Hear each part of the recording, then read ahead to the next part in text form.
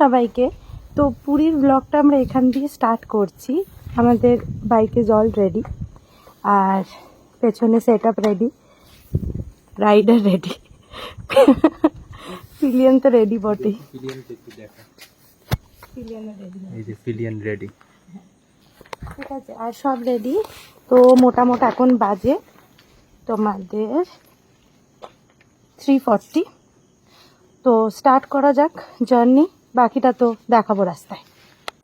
চলো এবার মোটামুট ভগবানের নাম করে 550 কিলোমিটার কাভার করার এনার্জি নিয়ে আমরা মোটামুট রাইড শুরু করি। হোটেল অবধি পুরো প্রায় 600 মতো কিলোমিটার পড়েছিল আমাদের টোটালি। তো ইট ওয়াজ আ লং রাইড, মানে আমরা বেশ নতুন রাইডিং স্টার্ট করেছি। তো for a new rider 600 kilometre is quite a tough game. তো যাই হোক, মানে অনেকটা এক্সাইটমেন্ট, প্রচন্ড এক্সাইটমেন্ট আর এনার্জি নিয়ে রাইডটা স্টার্ট করা হয়েছিল বলেই হয়তো আজ কমপ্লিট করতে পেরেছিলাম। তো মোটামুটি এই যে ওয়েলকাম ব্রিজটাতে আমরা চলে এসেছি। এবার কলকাতা থেকে অলমোস্ট বিদায়ের বেলা। এবার মানে আমাদের পুরোটা সময় রাইডের কিন্তু একটা জিনিস সত্যি কথা, ওয়েদার ওয়াজ অ্যামেজিং। না হলে হয়তো এতটা ইজিলি রাইড করা সম্ভব হতোই না, কোনো মতে হতো না। তো এই আমরা অলমোস্ট সাঁতরাগাছির ওই এরিয়াটাতে অলমোস্ট পৌঁছে গেছি। মানে এই রাত্রিবেলা আমরা রাইডটা যেহেতু শুরু করেছিলাম, আমরা মোটামুট বলতে পারো সাঁতরাগাছির জায়গাটা ছেড়ে বাকিটা আমরা মোটামুট অনেকটাই লেস জ্যাম পেয়েছিলাম। হয়তো সকালে স্টার্ট করলে আমরা ম্যাক্সিমাম সময় সকালে যখন রাইড স্টার্ট করেছি খড়গপুর যাওয়ার জন্য বা কাছাকাছি যাওয়ার জন্য আমরা সবসময় জ্যাম পাই। বাট এবার দেখলাম বেশ মাঝরাতে রাইড স্টার্ট করে সাঁতরাগাছি ব্রিজটার পর থেকে মোটামুট কিন্তু জ্যাম অনেক কম ছিল। ঠিক আছে, এখানে এই যে জায়গাটা দেখছো এটা অলমোস্ট কোলাঘাট। ঠিক আছে, দিস ইজ অলমোস্ট কোলাঘাট। আমরা কিন্তু কোলাঘাটে দাঁড়াইনি। জেনারেলি যখন আমরা খড়গপুর গিয়ে থাকি বা আমরা আগে যখন খড়গপুর গেছি, আমরা ম্যাক্সিমাম সময় কোলাঘাটে হল্ট নিতাম, চা খেতাম বা কিছু করতাম।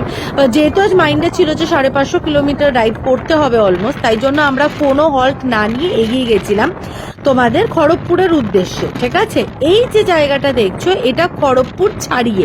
ঠিক আছে, এরপরে তোমাদেরকে আমি দেখাবো শুধু যে সানরাইজটা কি বিউটিফুলি হচ্ছে। আর ওয়েদারটা বিশ্বাস করো মানে গড ড্যাম বিউটিফুল ছিল সেদিন, মানে অসাধারণ। মানে আজকের দিনটাতে অসাধারণ ওয়েদার ছিল। জাস্ট তোমরা মানে সানরাইজটা জাস্ট দেখো কতটা বিউটিফুল লাগে। স্পেসিফিক্যালি এরকম রোড জার্নিগুলোতে এরকম বিউটিফুল সানরাইজ দেখতে পেলে, পাহাড় দেখতে পেলে মানে মনটাই যেন ভালো হয়ে যায়। মানে ওই যে এত কিলোমিটারের যে এক্সস্টন সেটাই যেন পুরোপুরি মুছে যায়। এটা আমরা অলমোস্ট তখন নারায়ণগড় ছাড়িয়ে বেলদার দিকে, তখন বেলদাটা মনে হয় 10-12 কিলোমিটারের কাছাকাছি। জাস্ট ভিউটা দেখো, সবে সূর্য উঠছে অ্যান্ড একটা অ্যামেজিং দেখতে লাগছে। না খুব গরম ছিল আজকে, না খুব ঠান্ডা ছিল। খুব গরম থাকলে মানে আমরা অবশ্য অলমোস্ট কটক ভুবনেশ্বর ঢোকার সময় কিন্তু ভালো গরম পেয়েছি, এটা কিন্তু সত্যি কথা। উড়িষ্যা ঢোকার পর থেকে আমরা গরম পেয়েছি, কিন্তু উড়িষ্যা ঢোকা অবধি কিন্তু ওয়েদার ওয়াজ অ্যামেজিং। আর যতদূর আমি শুনেছি ফ্যামিলি থেকে যে মানে কলকাতা খড়গপুরে তো বৃষ্টি হয়েছে আজকে, তো এই দিকের ওয়েদারটা সত্যি খুব প্লেজারেবল ছিল। কিন্তু একটু রোদ আর গরম বেশি ছিল উড়িষ্যার এন্ডে। তো তোমাদের এরপরে উড়িষ্যা ঢুকে যাওয়ার পর এই জিনিসটা দেখাচ্ছি।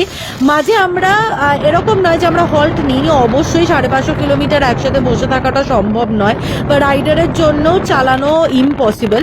আমরা মাঝে টোটালে আমরা মনে 3 থেকে 4টে হল্ট নিয়েছি।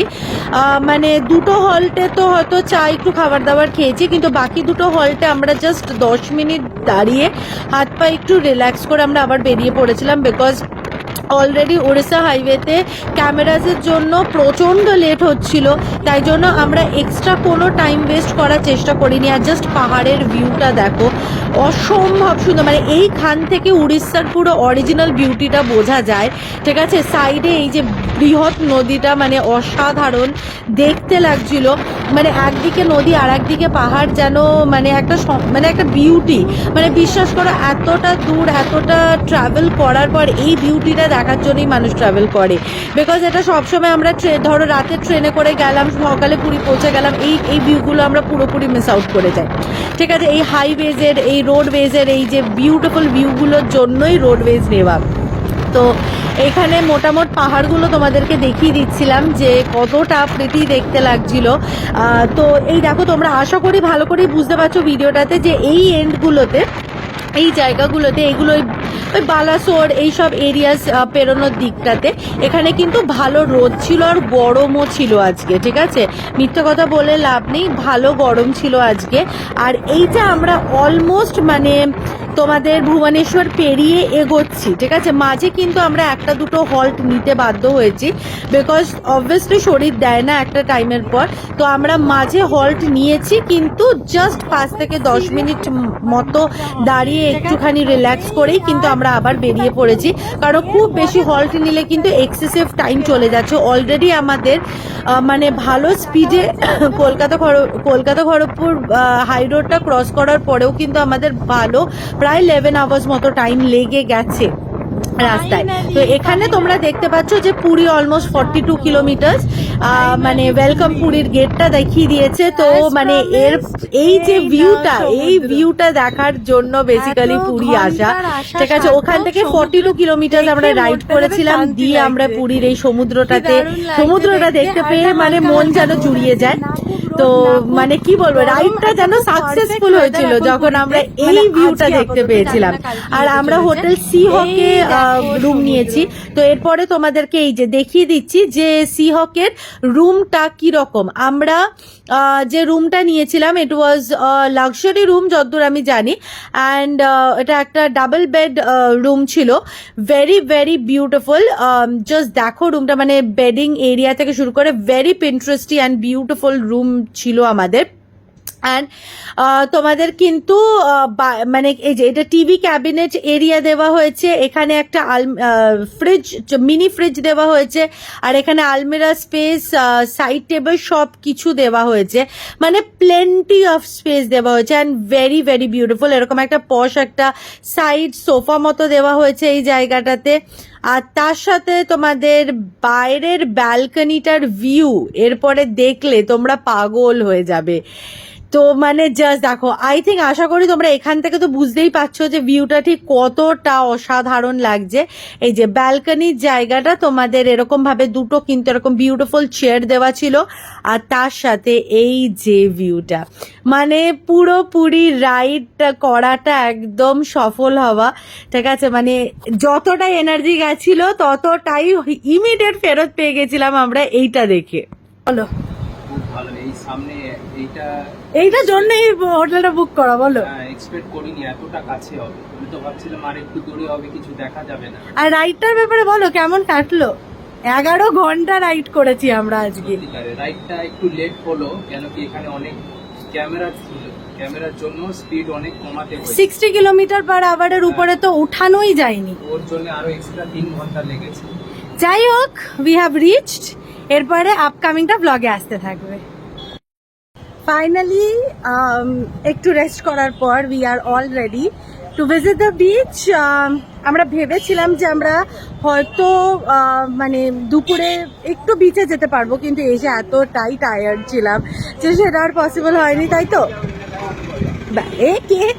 আরে একটু দেখো তো, ঠিক আছে।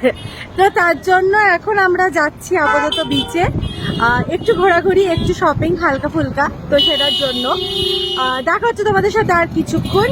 বাই দ্য ওয়ে, এই ড্রেস অ্যান্ড এভরিথিং এর পিকচার্স পোস্ট করা হয়েছে, আশা করি তোমরা অলরেডি দেখে নিয়েছো বিফোর দ্য ব্লগ কামস। তো কিছুক্ষণ আমরা তো বিচে ছিলাম, দিয়ে বিচে একটু এনজয় করলাম, ইনি একটু সি ফুড খেলেন, যেটা ভিডিওতে দেখাতে ভুলে গেছি অবভিয়াসলি, ঠিক আছে। তো এখন একটু লোকাল মার্কেটটা এক্সপ্লোর করছি আমরা।